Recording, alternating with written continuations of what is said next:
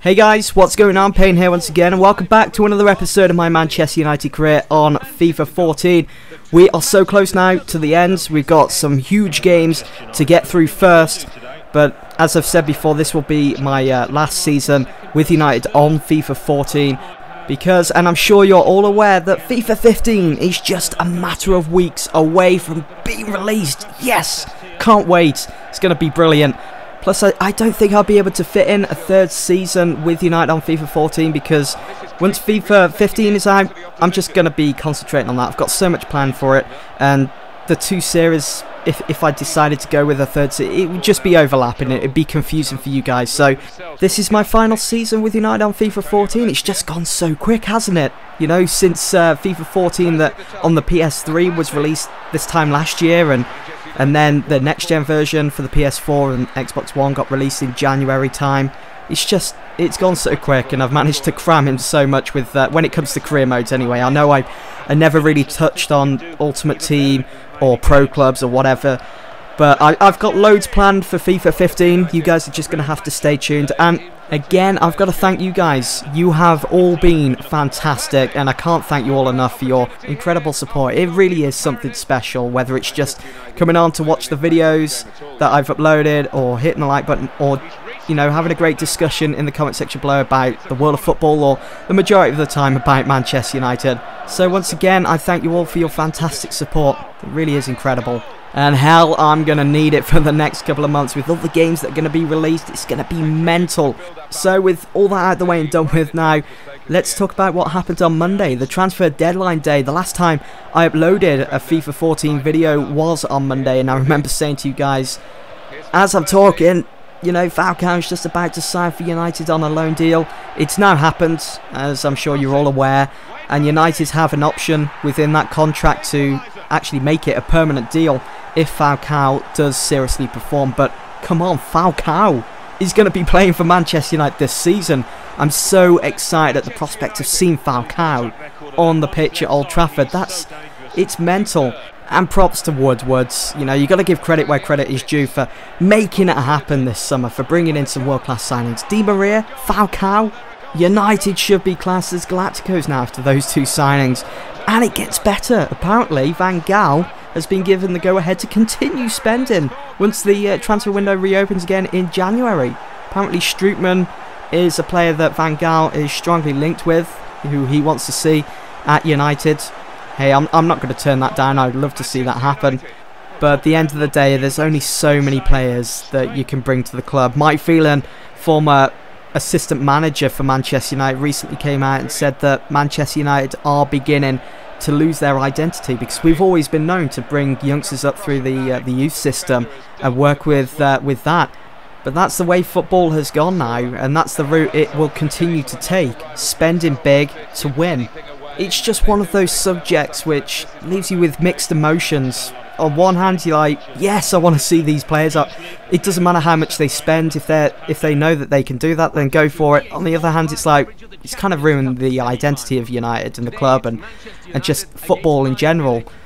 In a way, I kind of agreed with what Woodward said. Why should Spain always get the top players? Well, now it's Manchester United's turn. Now it's England's turn. Let's start bringing them in. And we did.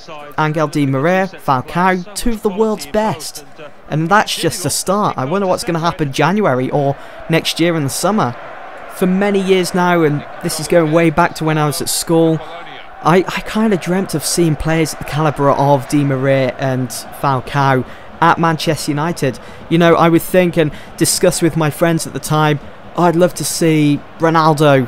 It could happen. Ronaldo, the Brazilian Ronaldo that is, at Manchester United. Never happened. Oh, I'd love to see Ronaldinho in the team. Never happened. Even though United apparently were close to signing him up. Fergie mentions that in his autobiography, if none of you guys have read that yet. And Roberto Carlos was another one. I know all Brazilian players, but in their day they were just one of a kind. Yes, we signed Ronaldo, but he had to go through a couple of years of development before he did flourish into the player that he is today. I'm talking about bringing in a player that was already world class, that was well known. But it never happened, never came to fruition because of Sir Alex's transfer policy.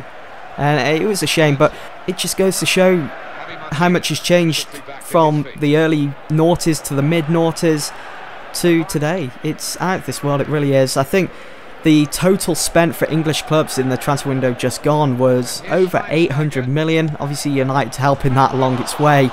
But Liverpool were up there as well as one of the biggest. I think they were the second biggest spenders in England in the transfer window. It really is crazy money, and I wouldn't be a bit surprised if next summer that reaches the billion mark. With all that said and done though, and I do apologise if I've rambled on a bit, Manchester United, we have signed some fantastic players in this transfer market. I couldn't be any happier.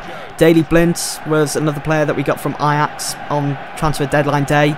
I think he's going to prove to be a really good signing. You know, he did impress me in the World Cup. I know I've already mentioned that in my previous episode. He's a very versatile player. You know, some games he can play as a centre-half, central defensive midfielder, a left-back, sometimes a right-back, and he certainly is capable of executing the manager's plan. Let's see it in action now at Old Trafford. Falcao though. Falcao is a Manchester United player. Falcao is it just sounds weird saying it. It's unbelievable. He's going to be our number 9 for this season, and maybe for another 2 seasons or 3 if United trigger that clause in the contract where they can sign him up permanently. Oh, I just can't wait to see him in action. I know there was a lot of United fans that were against this move. They wanted to see a centre-half come in, but you know what, with Daley Blind, he's a centre-half, he can play as a centre-half. I think that's cover enough, and it's always good to add to our strike force because we've looked a bit thin with when up front, because Van Persie, as we know, he's getting older, he's a bit more injury prone than he used to be. And with Rooney, kind of a weird one, because nowadays he's not really a striker that will score 30 plus goals in a season, but he does certainly bring quality and can create those chances for the team.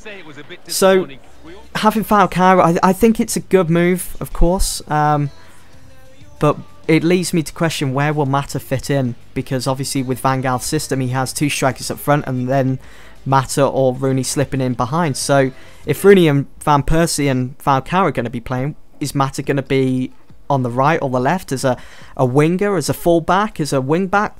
What's he going to be doing? Is he going to be warming the bench? What do you guys think? Let me know in the comments below on that matter. See what I did there? Oh yeah, feels good. So I think that's pretty much it with my thoughts on the whole transfer deadline day with Manchester United. United's next game is against QPR at Old Trafford. That's on the 14th of September because of international breaks. Goddamn international breaks, seriously. They shouldn't happen at the start of a brand new season. Get rid of them. These friendlies, they're pointless in my opinion. Abolish them. You know, we've just had to go through the World Cup. Why have we got to go through friendlies now? Especially at the start of a brand new season. I want to see the team that I support all year round in action. How do you guys feel about having international friendlies at such an early stage in the brand new season? Let me know in the comments below. That'd be interesting to see what you guys think. Anyway, let's talk about career mode. I know I've been wasting so much time.